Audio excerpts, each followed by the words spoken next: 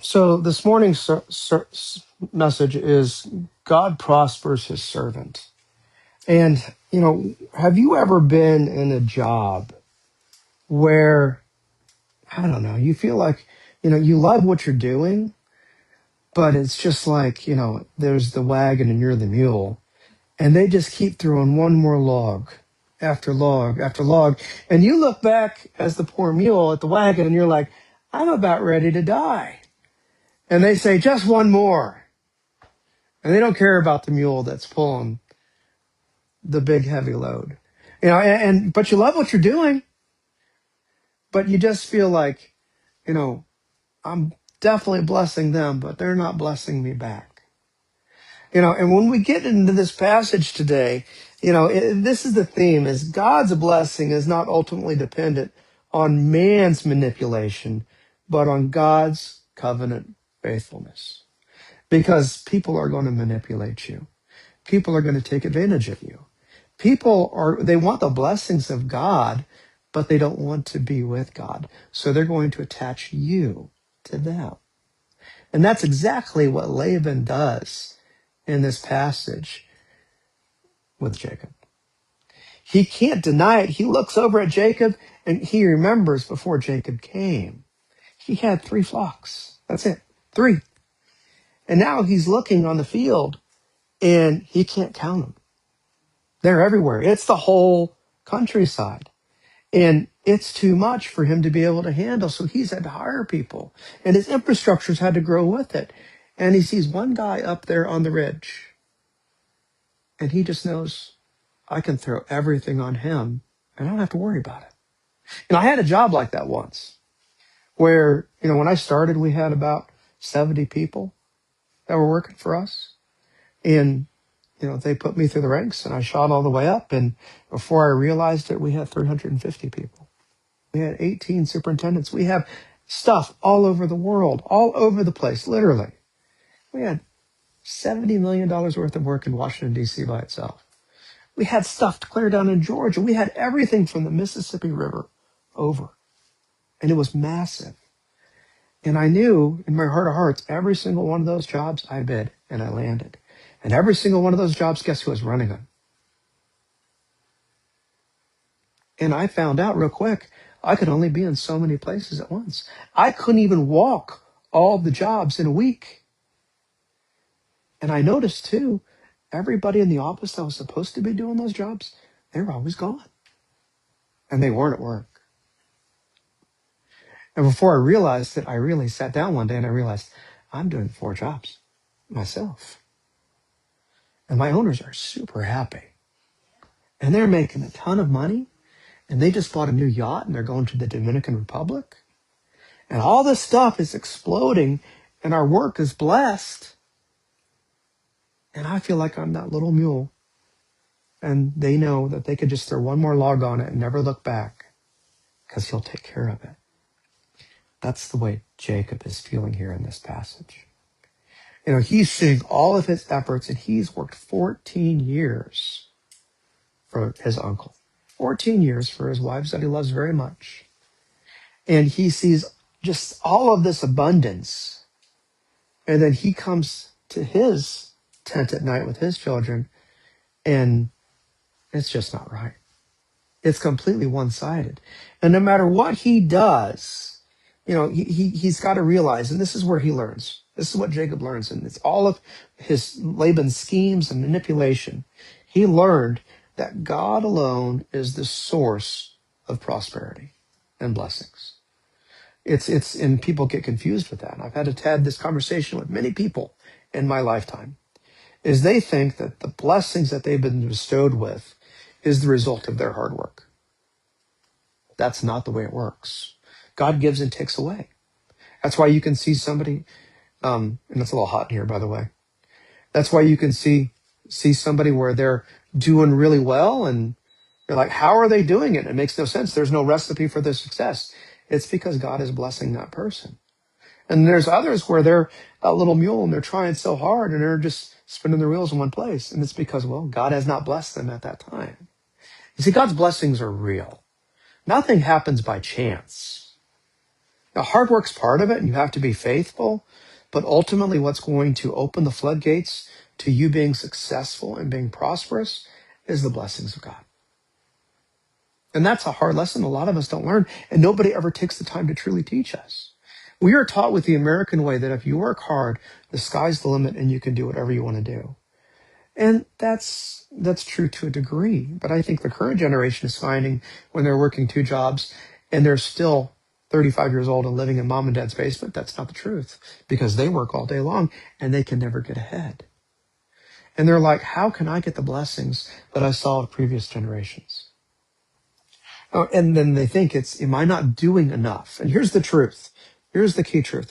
God faithfully provides for his people despite opposition, injustice, and impossible circumstances. And that's why when we're listen to our songs this morning, it's like we're going through a lot of suffering. We're going through a lot of injustice. We're going through a lot of manipulation in our workplaces. We're going through a lot of pain where we feel like we're spinning our wheels and the cart is not moving forward for some of us. And then we look at other people that are wicked and it seems like they're running around the racetrack. And you're like, what is going on here? What is going on here? So as we go through this, have you ever had what's called a reality check? You know what a reality check is? And I'll tell you my first reality check that I ever had. I was young. I was a teenager. I was in Reynoldsburg, and it's before I met my wonderful wife. Okay? And I was walking down the sidewalk in front of my apartment, and I thought, you know what? If I'm truly alive, if I could truly see and breathe, if I truly am here, there has to be a purpose for this. And I looked around me, and I was like, this can't all be by chance. There has to be a purpose and a reason why I'm here. And it's not to just simply exist. If reality is real and God is real, then there's a purpose for me too. That's what I call a real reality check, where the rubber meets the road and you don't look at the world the same after that. And sometimes we get caught in our whole life is on autopilot and we never even think about it. We're just that little mule treading day after day, trying to pull the cart, and we don't stop to have that reality check to say, what's the reason for all this? Why are we doing this? And God, what is your plan for me in all of this? So if you haven't had a reality check, pray for one. I'm sure God will give you one. But here in the passage, he has his reality check. And listen to the way this goes. Genesis chapter 30, verse 25. A desire to return home. As soon as Rachel had borne Joseph, Jacob said to Laban, send me away that I may go home, that I may go to my own home and country. Give me my wives and my children, whom I have served you. I have served you, that I may go, for you know the service that I have given you. I've worked 14 long years. I have a full tent, 4 tents to be exact over here, that are all mine. I've done everything I can to build your kingdom, but the reality is I've come to that point in my life, and at this point, he's about 64, 65 years old, where he says, you know what, I need to start doing something for myself. I've given you a lot of time and effort, and Laban, you've got it all of it. As we look at this, he says that, send me away so that I can go to my own homeland. And this is his reality check. After Joseph was born for Jacob, remember, that's Rachel's first. Something clicked in his mind. He just didn't look at the world. And when you hold a baby, it makes you kind of reset your whole life. And there's certain times a year that I do that too. Like when I'm on Christmas break and I'm spending time with my family and I reorganize things and I reprioritize things. And I say, you know what? This year has been good or this year has been bad. And what do I need to do to make next year better? Is that job that I'm doing working? Is the things that I'm dealing with in my life, are there changes that need to be made? And he had this wake-up call when he held that squirming little boy in his hands. He said, you know what? Something has to change here.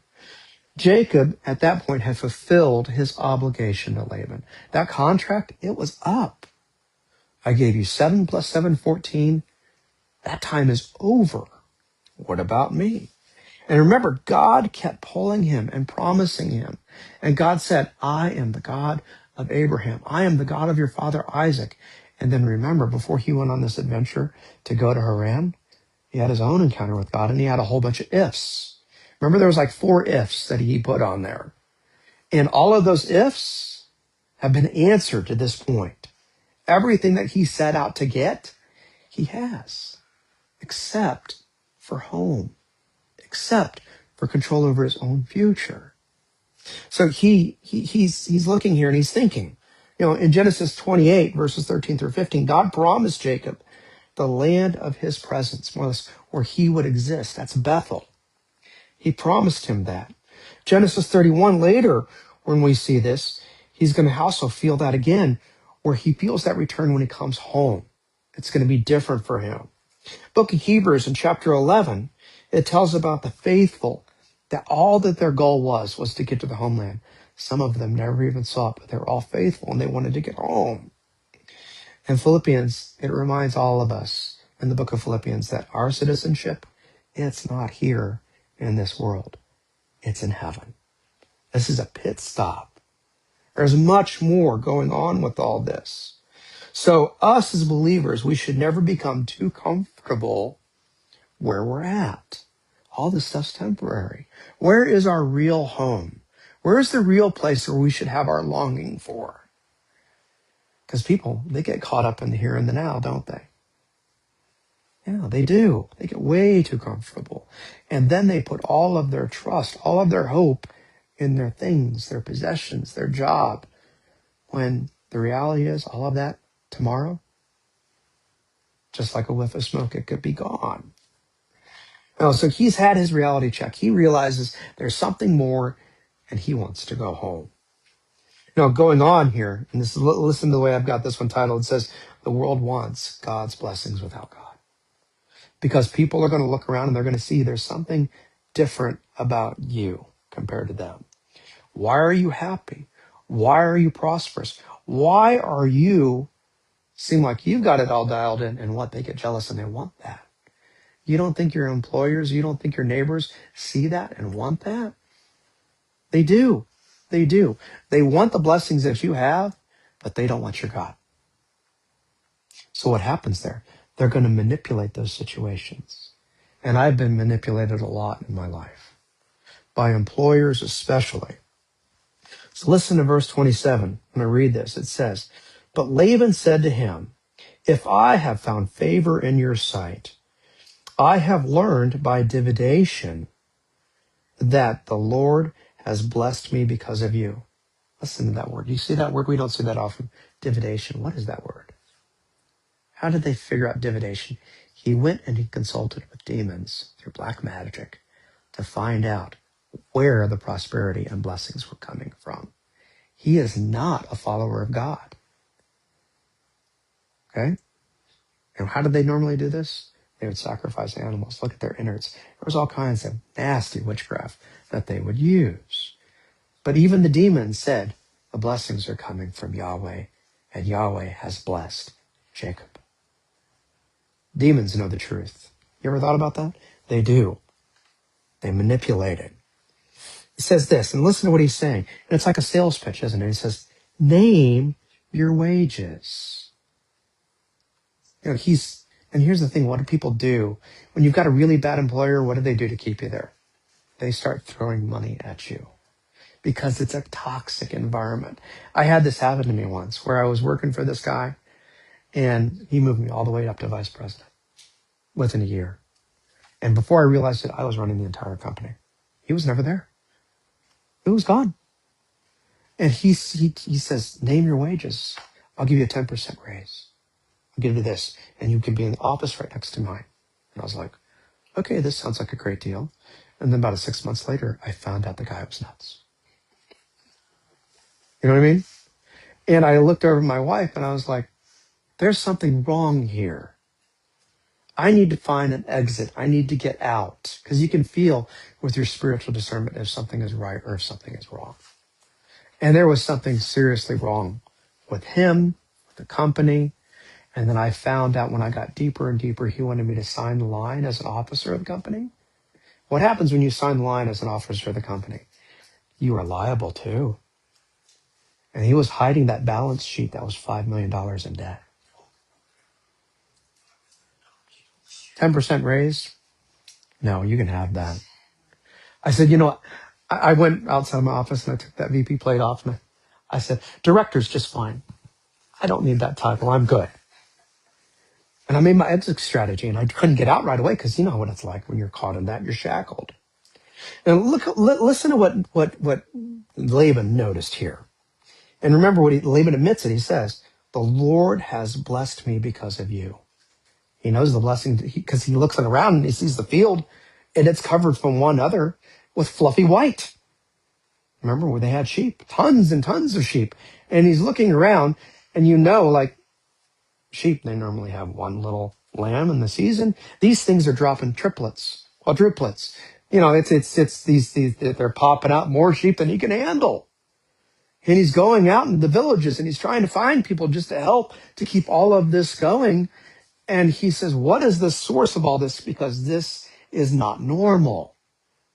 And every time, and you think about that, his flock, it went double and then it went quadruple. And it's a cumulative effect at that point because they just kept producing and producing and producing to the point where we have to keep moving them because there's no grass. And it was huge. Laban recognizes this. He recognized God's blessing. And what does he want more than anything? He wants God's blessing. But he has no interest whatsoever in serving God. None. And I've seen so many people like that. What is their true God in this world? It's not the God above. It's this little thing right here. This is their God, all right? Their bank account's their God. He wants that. Lots of it. But does he want the true God that gives and bestows all those blessings? Absolutely not. And many people desire what we as Christians have. Did you ever think about that? What do they look at us and they see that's different that we have that they don't? Well, the first thing that hopefully they see is morality. They see your moral code as a Christian and how you despise evil and you try to do what is just and good. And they see that that's different about you and that you can't be compromised. And they're like, oh, okay, that's different. Normally that 10% raise worked, but then he went and reneged and he took the plate off the wall. Yeah, I figured out what was going on. Next thing they look about you and they see is your family. They see you have a happy marriage. They see you've got kids that love you and respect you. And they see that family and they're like, my kids hate me. I'm divorced. My life is in shambles. I got a beautiful, huge house. I sit empty in that restaurant all by myself. And they want that, right? And then the other thing that they see is they see God's blessing and they see it overflowing and they're like, I need to have that. I want that close to me. And that's what he did. He put me in the office right next to him. Okay? But they don't want Jesus. They don't want to have that religion. They don't want any of that. They'll let you do whatever you want with it, but they don't want any part of it. So that's what I'm saying. You can look at this and you can see this in your lives. You can also see this in our country. What's the one country that supported Israel? Us. And what's the one country that has been more blessed than any other country in the world, in the history of the world? Us. And why? Genesis chapter 12. Those that bless you, I will bless. Those that curse you, I will curse. That blessing we're talking about in this passage, we can see it in our own country. It's not an accident. It doesn't just happen. America is unique because of the blessings of God. There is no other explanation. No other country is blessed like we are. So as a believer and as a God-fearer, you got to realize this is in your home, this is in your workplace, and this is the core of who you are. And people see that and they want it. So listen to what happens here.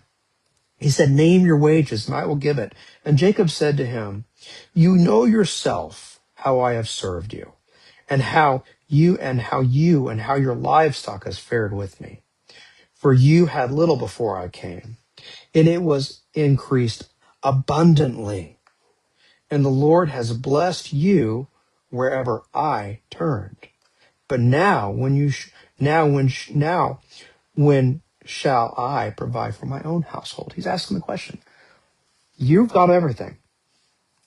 When is Jacob's house going to start to feel the blessing? You've received it all.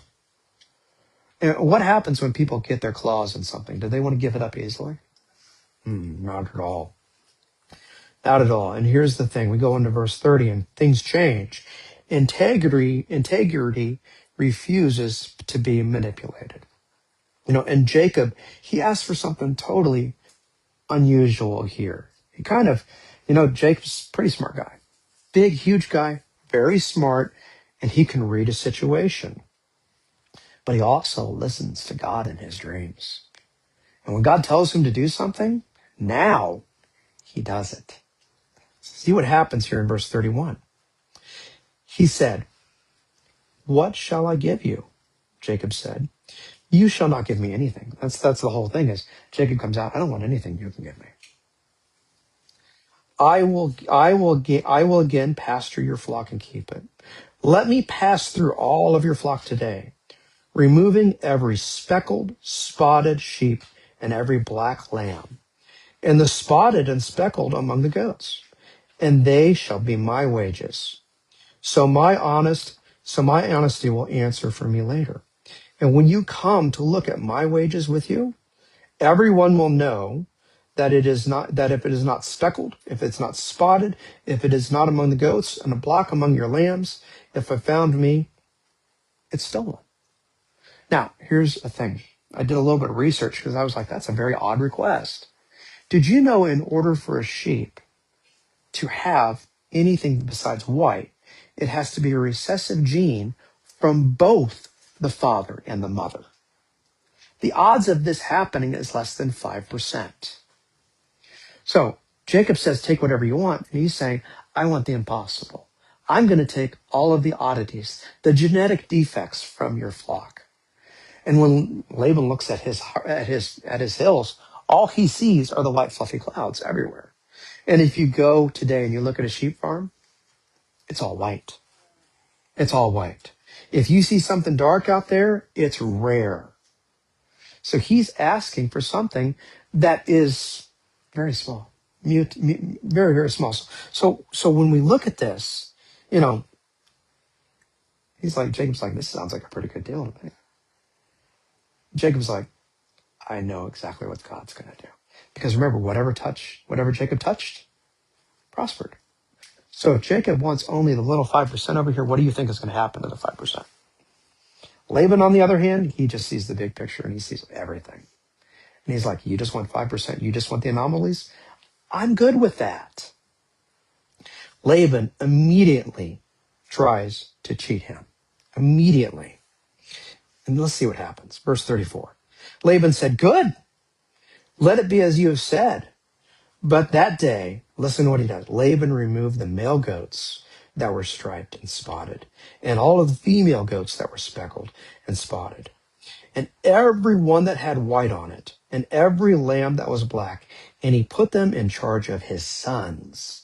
And he set them a distance of 3 days' journey between himself and Jacob. And Jacob's pasture the rest of Laban's flock. So Jacob's out doing his job, and what is Laban doing? Oh, there's a speckled one. There's a black one. There's one with streaks. He's grabbing them all, and he's taking them 3 days away, and he's stealing it. And he's putting it out of where Jacob can't reach it. And that sounds like a lot of bosses that I've had. Yeah? He's not going to let anything go. Nothing. And he look at this. He removes the animals. He sends them 3 days away, and then he prevents Jacob from even seeing it or succeeding it. He puts him way out of the picture. This is another example of Laban's lifelong pattern of trying to deceive him. In the book of Galatians, chapter 6, it tells us this. It says, "Don't be deceived. God is not mocked. For whatever one sows, one also reaps." All this stuff that Laban's doing, do you think it's going to catch up to him sooner or later? Yeah. Proverbs 11:18 says this, "The wicked earns deceptive wages, but the one who sows righteousness gets a sure reward." We need to keep our eyes on what God has told us to do. even when the rest of the world is being wicked around us. So what is Laban's doing in this situation? He wants to manipulate even more. He gets a fix off of it. Are you seeing it? He gives him the FaceTime and he says, yes, whatever you want, this sounds great. And immediately when he turns his back, he's saying, go take this, that, and this. And he's manipulating the situation. And he's done it his entire life. 10 times, actually, which you'll find out in the future. He did it. So here we get into verse 37. The world wants God without God's blessings. And that's the reality. Jacob, he knows what's going on here. And where does Jacob put his faith in this situation? Let's see what happens. Then Jacob took fresh sticks of poplar and almond and plane trees and peeled white streaks in them. Or else he took the bark off of them until they were just the white switch. Remember a nun chasing me with one of those ones. Another story for another time. All right. I didn't make it long in Catholic school. It didn't work. And he set the sticks that he had peeled in front of the flocks in the troughs, that is, the watering places where the flocks came to drink. And since they bred, they came to drink, and the flocks bred in front of the sticks. And so the flocks brought forth striped and speckled and spotted. Now, and I'm not saying this works. This is just, he's not putting his faith in the sticks. He's putting his faith in what God told him to do. And he's exercising that faith by doing this over and over again. He's taking the extra step to ensure what God has told him. These rods were not magic. They were just sticks. What's going on here is we're talking about God's blessing in his life and him being obedient and believing in God. God never says the sticks were the magic cure here. Not at all. Instead, God is in control, and you can see God's divine intervention in this situation as the story goes on. And these branches, they just simply reveal where Jacob is putting his trust. Not in man, but in God. Going on in verse 40, and here it is, what the world wants, right? What the world wants. And Jacob separated the lambs and set the faces of the flocks towards the striped and all the black of the flock and of Laban. And he put his own droves apart and did not put them with Laban's flock. Whenever the stronger of the flock were breeding, Jacob would lay the sticks in the troughs before the eyes of the flock, that they might breed among the sticks. And whenever the feebler or the weaker of the flocks would be there, he would not lay the sticks there. So the feebler, the weaker ones were Laban's, and the stronger were his. What happens when the boss completely checks out? He's taking control over the situation. Verse 43, we're about ready to wrap this up. I know some people are getting tired. I'm at 28 minutes. Okay? See, there's a timer. Make sure, Eric. All right. This is the last verse. It says, thus, the man increased greatly and had large flocks and female servants and male servants and camels and donkeys. So what happens here is God's faithfulness overcomes the manipulation that was going on with Laban. That little 5% chance, it didn't just end at 5%. He became exceedingly prosperous is the way that this translates. Not just a little bit. We're talking about more than you can possibly imagine. It makes me think about the sower and the seed. And you normally go and you broadcast seed. Look at corn, for example. You put some kernel of corn down, you get 2 ears of corn. Can you imagine if suddenly you got 10 ears of corn on that stalk? That's what we're talking about here with this exceeding blessing. And look what Jacob is. This is not inherited. This is not wages. And this is not possessions. This is all about him being faithful to God. And he did this for another 6 years. Imagine 6 years of his blessings where this transformation happens. 6 years after he made this deal between the spotted, the speckled, the streaked, and the black. In 6 years, what do you think that herd looked like? There were no more fluffy clouds on the hillside. All right? And that was the deal. But how did this end? How does this end? How does this promise end? And here's the thing. We're going back to Genesis chapter 2, verse 12, verse 2. And I will make you a great nation. I will bless you and I will make your name great so that you will be a blessing. That is what he's remembering from 3 generations back. And he knows it's real because he sees it happening. He sees it and he knows it. So as we wrap this up, this is what I want us to think about. Who is truly in control of our lives? God. Who gives us the blessings in our life? God. It's not by chance. Behind every conversation, behind everything that happens, you have God's invisible hand guiding the situation. Even when you don't see it or you don't understand it, God is still in control. Now, Proverbs verse 16:9 says this, a person's heart plans his way, but the Lord determines his steps. We think we're in control, but are we really in control? No, we're not. The other thing that I want us to think about is God's covenant faithfulness. Jacob, it succeeds because God made a promise to his grandfather, didn't he? What did God tell Abraham? I will bless you. I will make you a great nation. I will make your descendants like the sea, like the sand on the seashore. You won't even be able to stand on them. I still remember him taking Abraham out and saying, look at the stars. Can you count them all? This is what your descendants are going to be like. You cannot calculate that kind of blessing. And when you look at that blessing, it's still here today. Here we are, about 3,600 years after this story, and we're still seeing those blessings today, even in our own lives. And here's the thing. God's grace is always going to be what makes these blessings happen. We work hard, we're faithful, but who truly is in control?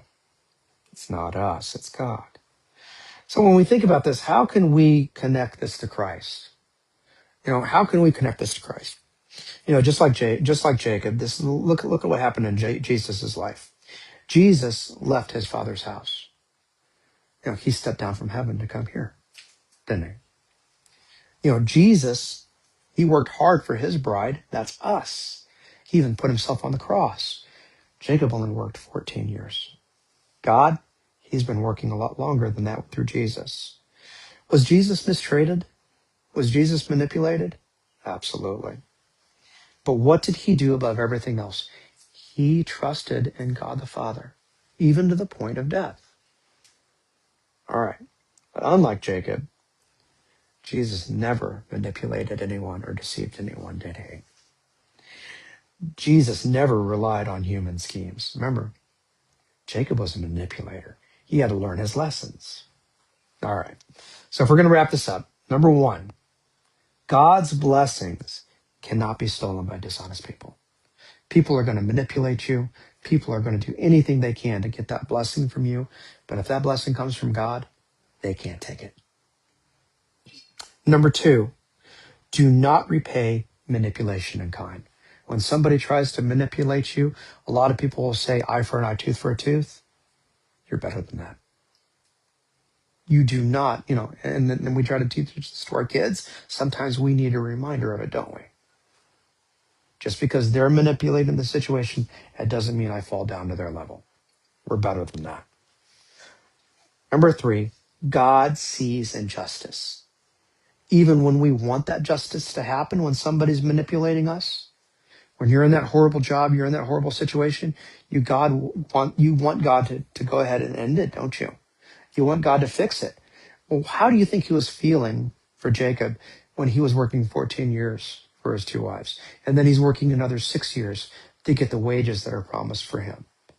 That's a long time, really long time, 20 years. And then finally, true prosperity is measured by God's favor, not by your possessions. And I think that goes completely counterculture to what we believe. We only think that you've made it when you had enough stuff. Your stuff isn't the sign of what's truly prosperous in your life. What's truly prosperous in your life? Is your life filled with joy? Is your family good? Right? Do you know where your inheritance is? It's in heaven. It's not here. We got to keep our eyes focused upon that. Heavenly Father, Lord God, help us to take this and work it in our lives too. Help us not to get trapped into the endless race, Heavenly Father. Help us to truly look for you, for your control, your protection, and your blessings in our life. In the name of your Son, Jesus Christ,